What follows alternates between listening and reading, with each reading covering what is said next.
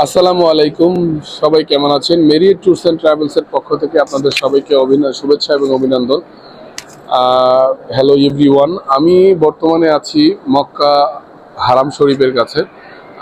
আমি গতকালকে শনিবার দিবাগত রাত্রে হচ্ছে গিয়ে ফ্লাইটে মক্কায় আসছি ওমরা করার জন্য, এবং আমার এজেন্সি থেকে নিয়ে আসছি। আমি এখন আছি হচ্ছে আপনার হারাম শরীফের কাছে। আল্লাহর ঘর আপনারা দেখতে পাচ্ছেন যে আল্লাহর ঘর। আহ, এখন বাজে রাত্র ঠিক আনুমানিক 4টা, তারপরও কিন্তু তওয়াফ চলতেছে, প্রচুর লোকজন, প্রচুর লোক তওয়াফ করতেছে ইনশাআল্লাহ।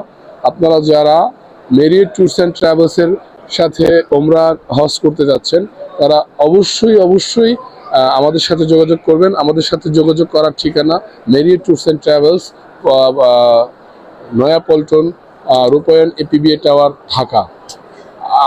দর্শক মন্ডলী, আরেকটু খেয়াল করলে আমরা আপনাদেরকে আজকে এইবার দেখাবো যে ওমরা হজ কিভাবে করতে হয়, এবং ওমরা হজের পাশাপাশি আমরা কোথায় কোথায় ওমরা হজ কিভাবে করে। এখন আমরা যেই ফ্লোরে দাঁড়াই আছি ঠিক এই ফ্লোরটায় দেখবেন কি যারা আসলে হাঁটতে পারে না, ব্যথায় কাতর থাকে, ম্যাক্সিমাম লোকগুলা হুইল চেয়ারে যারা হজ করে তাদেরকে এই সেকেন্ড ফ্লোরে হচ্ছে হজ করানোর ব্যবস্থা আছে, যদিও একটু ঘুরতে হয় বেশি, বাট তারা কিন্তু হচ্ছে হারাম শরীফের ভিতরে নামতে পারে না। আপনারা দেখেন ওই জায়গায় কিন্তু তাদের হজ করার সুযোগ নেই, ঠিক আছে?